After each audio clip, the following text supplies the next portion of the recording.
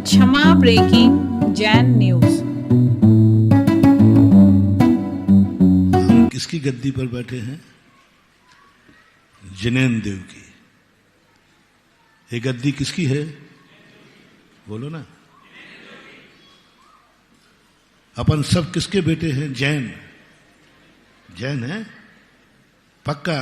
जिनसे जैन बनता है, जिनसे अपात्यार्थ है अण एक संस्कृत में प्रत्यय लगता है, उससे ई की वृद्धि हो जाती है तो क्या बन जाता है? जैन।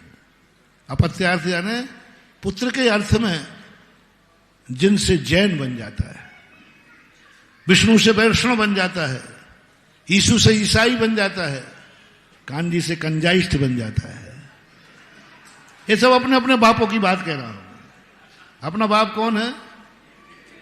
बोलो ना जल्दी। और बोलो एक बार और। तो हम बेटे हुए ना।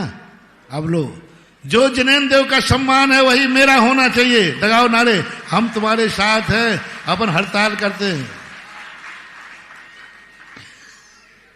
जो जिनेंद्र देव का सम्मान है वही मेरा सम्मान, क्योंकि मेरा बाप जिनेंद्र है और मैं उनका।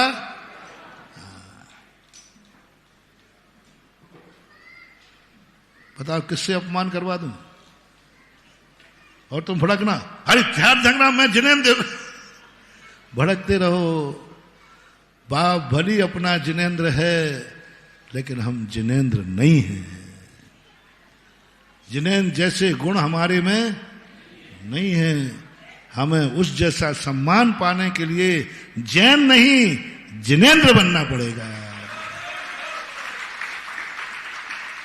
बेटा नहीं, हमें चक्रवर्ती स्वयं बनना पड़ेगा। चक्रवर्ती उन जैसे गुण पाने के लिए वो नहीं हो सकता।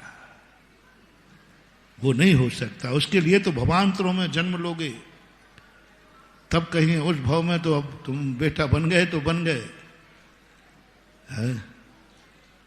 जिनेंद्र देव की बात। और ये भूल कर रहे हैं आप लोग। जो जिनेंद्र देव की अनुभूति वही मेरी है, जो जिनेंद्र देव हो वही मैं हूं। छिड़छिड़े हो जाओ। गुरु में लगा लो। चलो अपन प्रैक्टिकल लगा लेते हैं।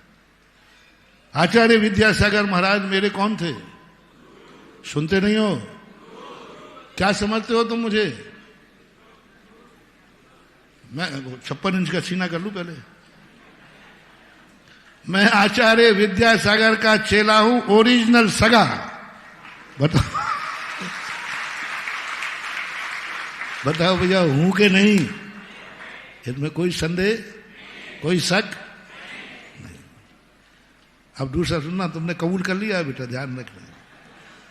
अब मुझे वही सम्मान दो जो आचार्य विद्यासागर महाराज को मिलता था। थोड़ा भी गड़बड़ किया तो ध्यान रखना। अंदर से पूछना, झूठ बोले कौआ काटे। झूठ बोले कौआ काटेगा।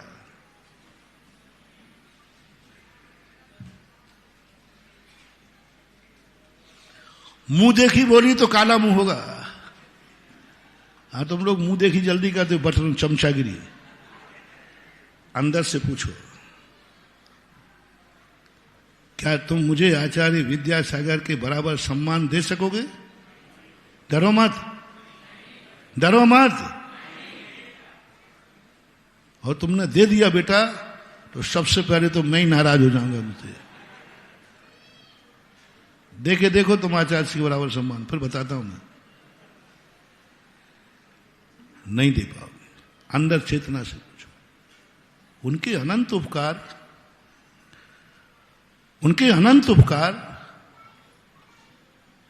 उन्होंने हमें जिंदगी जीना सिखाया है। उन्होंने हमें मुनि बनाया है। उन्होंने हमें मार्ग बताया है। बोलो, जो आचार्य विद्यासागर महाराज के उपकार है बुंदेलखंड पर, सागर पर, क्या वो सुधा सागर के हैं? झूठ मत बोलना। अंदर से पूछ रहा हूं। पूज्य गुरुदेव के जो उपकार तुम लोगों के ऊपर हैं, क्या है उपकार मेरा है? बोलो ना जल्दी। डरना नहीं। अभी मैं आज को देखो, मैं यहां गड़बड़ मत कर, यहां तो तुम पूरी छूट है, जो चाहे तुम करो, और मुंह देखी की तो फिर मामला बिगड़ जाएगा। अंदर चेतना पे, छाती पे हाथ रख के पूछो, क्या जो पूज्य गुरुदेव के उपकार हैं 50 साल के, 55 साल है लगभग, सागर पर, पूरे बुंदेलखंड पर, पूरे भारत पर, इस श्रमण संस्कृति पर, और कहूं मेरे पर,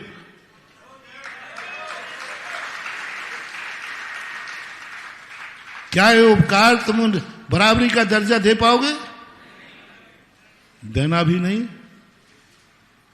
और अंतरात्मा से पूछोगे तो वो ऊपर से तो कह देंगे, आओ महाराज, हो हम वो बोलते थे ना, अमृत वही है, घट बदला है। अरे वाह वाह, ये बटरंगबाजी ज्यादा मत करो। कुछ नहीं, बहुत अंतर है। कल मैंने कहा था ना, मेरे गुरु का कोई द्वितीय नहीं है, मेरे गुरु का कोई सेकंड विद्यासागर नहीं है, क्योंकि मेरे गुरु अद्वितीय हैं। मेरे गुरु क्या है? अद्वितीय। उसका कोई द्वितीय हुआ ही नहीं, है नहीं, और भविष्य की मैं सोच नहीं सकता हूं। अद्वितीय थे वो। गुरु गुरु ही रहेगा, गुरु गुरु ही रहेगा, कितना भी प्रयास करें। और हमारी ऐसी चाहत, आप सही बताना, मेरी चाहत है कि मैं आचार्य विद्यासागर महाराज जैसा सम्मान पाऊं। जिस श्रद्धा से तुम उन्हें देखते थे, जिस श्रद्धा से उनके सामने तुम लोग रहते थे, वही मैं पाऊं, ये मेरी भावना। और अब दिखाऊं मैं शेरगिरी, और मैं दहाड़ूं, वो इज्जत कर। तो बोलो, ये मेरी दादागिरी उचित है कि अनुचित? जोर से बोलो। पीछे वालों नहीं बोला। अच्छा, प्रदीप जी से पूछ रहा हूं, प्रदीप जी चश्मा वाले बैठे हो, केस वाले, उचित है कि अनुचित? अनुचित बोलना, उचित कोई बोल देगा वो मेरा दुश्मन है। अनुचित है। जिनकी बराबरी मैं कर रहा हूं वो मेरे पूज्य हैं, बराबरी वाले नहीं हैं। पूज्य कभी बराबरी वाला हो नहीं सकता। पूज्य और पूजक में अंतर है कि नहीं, बताओ भाई? कहां पूज्य और कहां राजा भोज और कहां गंगू तेली? सुन रहे हो रे गंगू? हाँ, मैं भी शामिल हूं, उसमें चिंता मत करना। मैं भी शामिल हूं। नहीं मिल सकता, होना भी नहीं। उनके उपकार देखो, एक दिन के नहीं। क्या थी ये श्रमण संस्कृति? जिन मुनियों को देख करके श्रावक मुंह मोड़ते थे, जिन मुनियों को देख करके श्रावक मुनियों से घृणा करते थे, सारे लोगों ने मान लिया था, खासतौर से बुंदेलखंड में पंचम काल में मुनि होते ही नहीं हैं। और पूज्य गुरुदेव का देखो, जो मुनियों से घृणा कर चुके थे, वे ही मेरे गुरु के चरण धोते हुए पाए गए। लोग कह बैठे थे कि पंचम काल में मुनि नहीं होते हैं, और लोगों को कहना पड़ा कि पंचम काल में साक्षात महावीर स्वामी जैसे होते हैं। कहना पड़ा कि नहीं। एक और क्या आवाज थी, पंचम काल पे कोई मुनि नहीं होते हैं। जब पूज्य गुरुदेव ने अपनी चर्या दिखाई तो सारे जगत में कहना पड़ा, पंचम काल में चौथे काल के मुनि। बोलो, आचार्य की पहचान क्या थी? बोलो, चौथे काल के महाराज, ठीक है नहीं? चौथे काल की महाराज की उपाधि किसको मिली? पक्का बताना, देखो झूठ मत बोलना। कहां पंचम काल में मुनि नहीं होते, सारी दुनिया कह रही है। और क्या उन्होंने अपनी छवि बनाई कि लोग कह रहे हैं कि पंचम काल के मुनि नहीं, ये तो चौथे काल के मुनि हैं। क्या उनकी साधना है? क्या हम उनकी बराबरी करना चाहेंगे? भले हम उनके बेटे हैं, भले उनके वारिस हैं, भले हम उनकी गद्दी पर बैठे हैं, लेकिन हम आचार्य विद्यासागर नहीं होता। यदि हमने मान लिया तो हमारा विनाश निश्चित है। हम अहंकार की कोटि पे बैठ गए। भाई कितना बड़ी राष्ट्रपति बन जाए, लेकिन बाप तो नहीं बन जाएगा ना। नहीं, दो भाई थे, एक भाई राष्ट्रपति बन गया, दूसरे भाई को क्या बना दो? क्या बना दो? सबसे छोटा पद लाओ, क्लर्क लगा दे, क्लर्क। क्या बना दे? भाई, एक भाई क्लर्क बना और एक भाई राष्ट्रपति बना। तो राष्ट्रपति बनने के बाद भाई ही रहेगा कि बाप बन जाएगा? भाई कितना भी ऊंचा उठ जाए वो बाप, और बड़ा भाई चाहे कि मैं बाप हूं तो उसकी नानानी है, तो छोटे छोटे छोकरे वही भरत चक्रवर्ती जैसा। युद्ध करो, युद्ध, आओ मैदान में। कभी भी भाई का बाप बनने की चेष्टा मत करना। बाप बाप होता है और भाई भाई होता है। सुन रहे हो बर्थडे लोगों? आ गए बर्थडे कर्रापुर, यही है ना? बर्थडे आ गए कर्रापुर, ऐसा है। अब आ गए बर्थडे कर्रापुर। सुन रहे हो? रे बर्थडे मैं भी शामिल कर लेना, तुम्हें अकेले नहीं कह रहा हूं। कितने बड़े भाई बन जाना, कितने बड़े भाई बन जाना, कभी बाप बनने की अनुभूति मत करना कि मैं बाप बन गया हूं। बाप बाप होता है, बाप में बेटे का खून होता है, भाई में बराबरी का खून होता है। भाई बाप बन करके बैठेगा तो भरत बाहुबली का क्या हुआ? युद्ध क्यों हुआ था मालूम? भरत चक्रवर्ती ने क्या बन के बुलाया? मैं राजा हूं, तू मेरा आधीन व्यक्ति है। बाहुबली ने कहा, आ जाओ मैदान में, मैं तेरा अधीनस्थ हूं, मैं राजा हूं, मैं चक्रवर्ती हूं। उन्होंने पत्र में क्या लिखा था मालूम? मैं भारत चक्रवर्ती आदेश देता हूं कि तुम मेरी अधीनता स्वीकार करो। बाहुबली कहते, भरत भैया तुम मेरे बाप बन रहे हो। युद्ध हो गया। और यदि भाई बन के बुलाता तो कि भरत तुम्हारा बड़ा भाई बुला रहा है कि हम 3 करोड़ का राज्य जीत के आए, क्या छोटे भैया तुम इसमें शामिल नहीं होगे? तो शायद बाहुबली आकर चरणों में झुकता। लेकिन उसने तो भाई पना छोड़ करके क्या बन गया? चक्रवर्ती बन गया। ये भूल कर बैठता है। बड़ा भाई छोटे भाइयों का बाप बन जाता है, बस वहीं से युद्ध चालू हो जाता है। बाप बाप होता है और भाई भाई होता है। बेटा बेटा होता है और बाप। तो हमारे बाप कौन हैं? जैनियों के बाप कौन हैं? जैन देव। शिष्यों के बाप कौन हैं? शिष्य, अंतर कर दो। शिष्यों के बाप कौन हैं? आचार्य विद्यासागर महाराज। और जैनियों के बाप कौन हैं? जैन देव हैं। जो है वह मैं हूं भगवान, अंतर यही ऊपरी जान। मैं रागी वो, ये ऊपर ऊपर का है, अंदर से तो सब एक ही माया है। नहीं, सब कुछ खत्म हो गया। अर कीर्ति कहता क्या हो गया? धन शतम, पागल हो गया। अर कीर्ति खजाने में गया, सब निधियां खा ली। कमाओ फिर टैक्स लगाओ। 14 रत्नों में कोई रत्न, एक भी रत्न काम नहीं कर रहा है, सब गायब हो गया। क्योंकि व्यक्ति का पुण्य। झूठ बोलना, एक बात का शेयर करूं, बुंदेलखंड वालों, जब आचार्य जी की समाधि सुनी तो तुम्हें कैसा लगा? तुम लोग बताओ अपने अनुभव।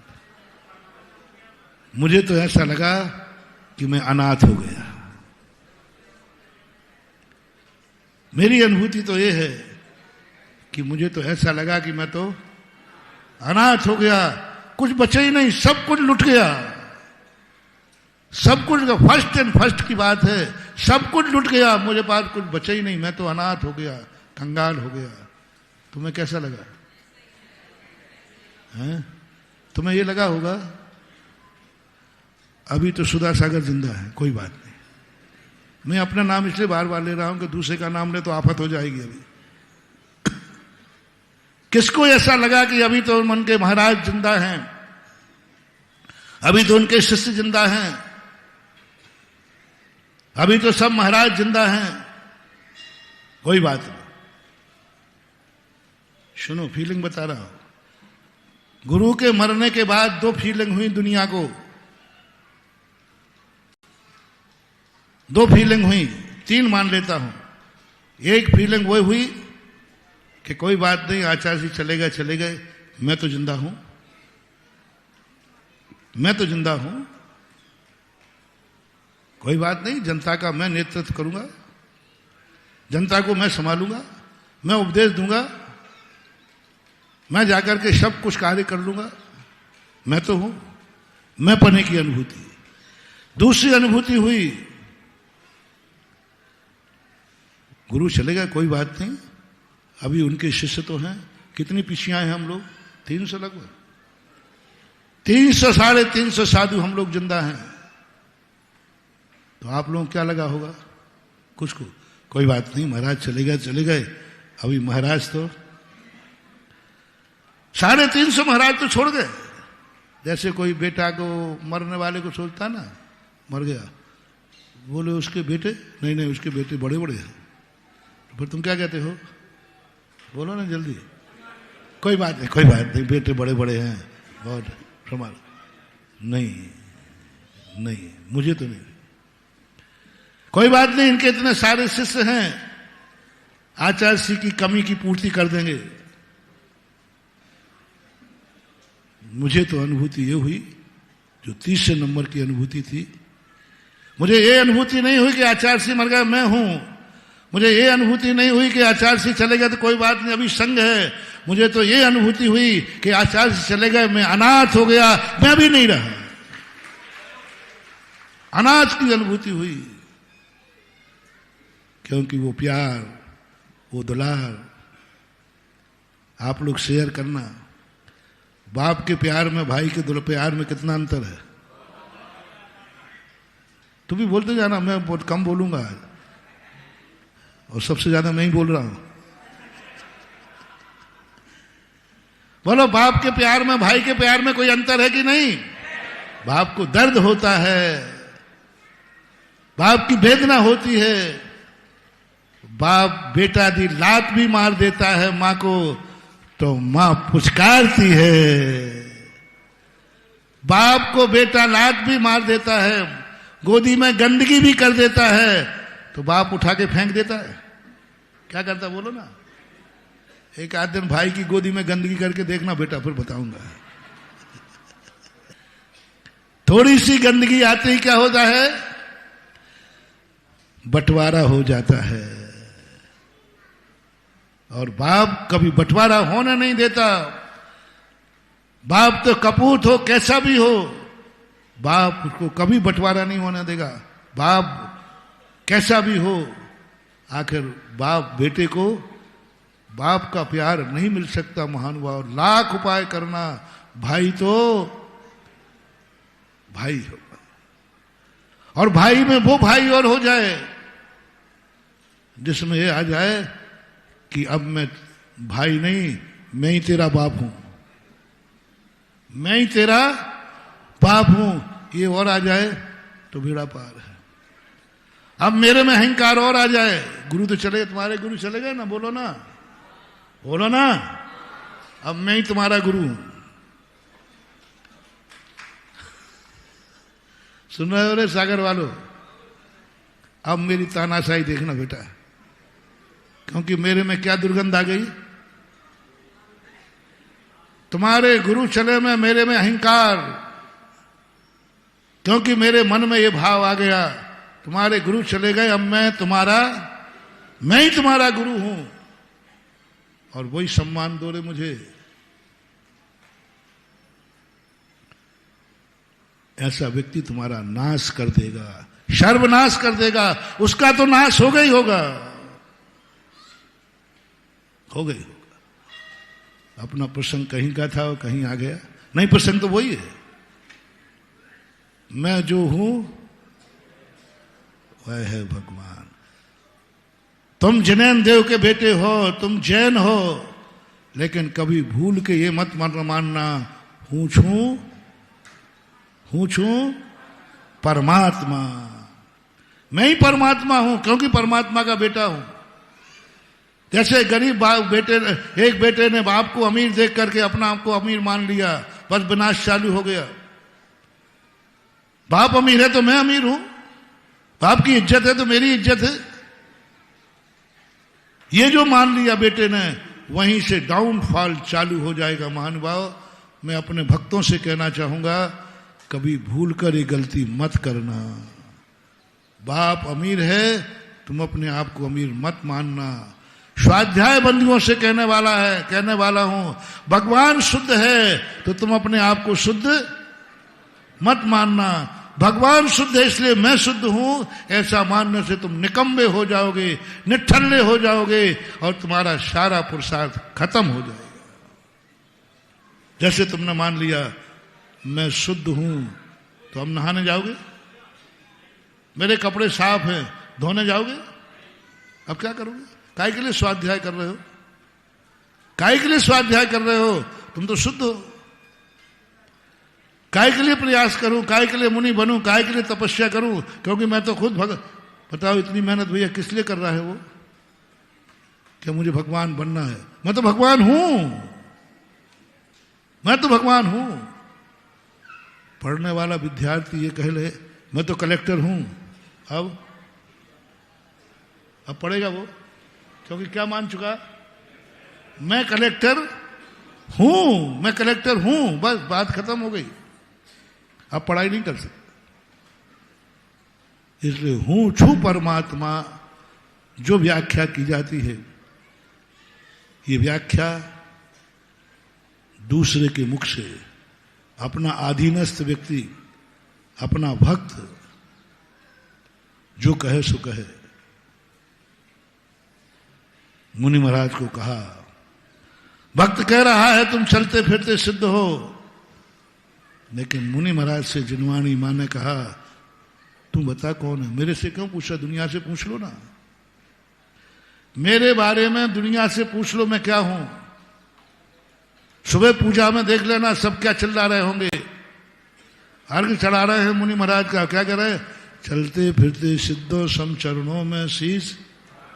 बस वही तो गवाह काफी है। नहीं, तू कौन है अपनी दृष्टि में बता, स्वयं की दृष्टि में बता। बेटा तो पूजनी कहेगा, बेटा तो पूजनी करेगा, मेरा बाप पूजनी है। बेटे ने क्या कहा तुमसे? तुमने सुन लिया ना, पूजनी आदरणी मेरे पापा फलाने चंद हैं। देख लो, बेटे से पूछ लो मैं क्या हूं। जिनवाणी मां कहती है बेटे से नहीं पूछा, तू बता पूजनी है क्या? बोलो, बेटे के पूजनी करने से क्या तुम पूज हो जाओगे? तुमसे पूछती है जिनवाणी, तुम अपनी छाती पे हाथ रख के बताओ, क्या तुम पूजनी हो? कि शराब की बोतल डटाए हो? शराब की बोतल पी रहा है, गुटखा मुंह में दबाए है, फिर भी बेटा क्या बोल रहा है? पूजनी। अब तुम बताओ तुम क्या हो? तुम बोलो क्या हो? तुम बोलो क्या हो? अंदर से बोलो। क्या तुम्हारे अंदर ये परिणाम आया कि मैं पूजनी हूं? क्या तुम्हारे अंदर ये अनुभूति आई कि मैं भगवान हूं, मैं 18 दोषों से रहित हूं? सारी दुनिया तो कह रही मुझे भगवान, सारी दुनिया तो कह रही मुझे सिद्ध परमेष्ठी, सारी दुनिया कह रही सिद्ध परमेष्ठी। जिनवाणी कहती दुनिया से नहीं पूछ रहा हूं, तू बता क्या तुझे भगवान की अनुभूति है? क्या तू 18 दोषों से रहित है? बोले मेरे से क्या मतलब है, आप तो दुनिया के गवाह प्रमाण होते हैं। ये लोक अदालत नहीं है कि 4 गवाह को बुला करके जिस चाय को सूली पे चढ़वा दो, हाँ 4 गवाह होकर के जेल डलवा दो क्योंकि तुम्हारे पास गवाह है ना। ये मोक्ष मार्ग है, ये मोक्ष मार्ग है। ऐसे दुनिया की गवाह नहीं चलती। अपसख्यम, अपनी आत्मा की गवाह बोलो। क्या तुम्हें कभी अनुभूति हुई कि मैं 18 दोषों से रहित हूं? क्या ये अनुभव में आया कि मैं अनंत चतुष्टय से, क्या अनुभव में आया कि मैं सर्वज्ञ हूं, अनंत चतुष्टय का धनी हूं, क्षुधादि रोगों से रहित हूं? क्या ऐसी अनुभव में आया? नहीं आया।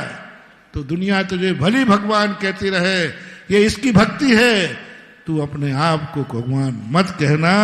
यही जैन दर्शन की रीति है। इसलिए प्रवचन के प्रारंभ भाग को याद करो। तुम जो कुछ भी करते हो, मैं जो कुछ भी कर रहा हूं, सब अच्छा कर रहा हूं। मैं जो हूं अच्छा हूं। यह किसका लक्षण है? बोलो जल्दी बोलो। पशु का, अज्ञानी का, असंगी का, मूर्ख का। तुम पशु हो? बोलो ना। अज्ञानी कह दो, मूर्ख कह दो, कोई नहीं मानेगा, ऊपर से भली कह दोगे। तुम मानव हो, तुम मानव हो। 84 लाख योनियों में सबसे उच्च रत्न योनि है, श्रेष्ठ योनि है। तुम उसमें आके जन्म लिया। तुम्हें पहला नंबर क्या मानना है? मैं जो हूं गलत हूं, मैं जो कर रहा हूं गलत कर रहा हूं। अभी लोक दृष्टि से पूछ रहा हूं, मेरे माँ बाप सही हैं और वो सही कर रहे हैं। पहला मोटिवेशन, पहला मोटिवेशन। यदि तुम्हें मोक्ष मार्ग में पढ़ना है तो पहला तुम्हें क्या बोलना है? बोलो, मैं गलत हूं, मेरे माँ बाप, मैं गलत सोचता हूं, मेरे माँ बाप, मैं गलत बोलता हूं, मेरे माँ बाप, मैं गलत स्थान पर जाता हूं, माँ बाप। पहला एक रट लो, ये 5 बार रट लो। इसमें कोई हेरा फेरी मत करना। जिंदगी भर जब तक तुम्हारे माँ बाप जिंदा है, और उसी दिन तुम पशु समझ लेना कि माँ बाप जो कह रहे हैं तुम अपने आप को। और 90% लोग पशु बैठे हैं बालक। माँ बाप कहते बेटा खेलने मत जा, अभी देख बाहर खतरा है, परीक्षा है। तो दोस्त कहता है देख तेरी मम्मी मना कर रही है। तो वो क्या इशारा करता है? बोलो। इसका तो स्क्रू ढीला है। ये हाफ माइंड, ये लक्षण हाफ माइंड का है। ये दिन भर यही चिल्लाती रहती है। समझ लेना तू पशु है। तेरी औकात क्या?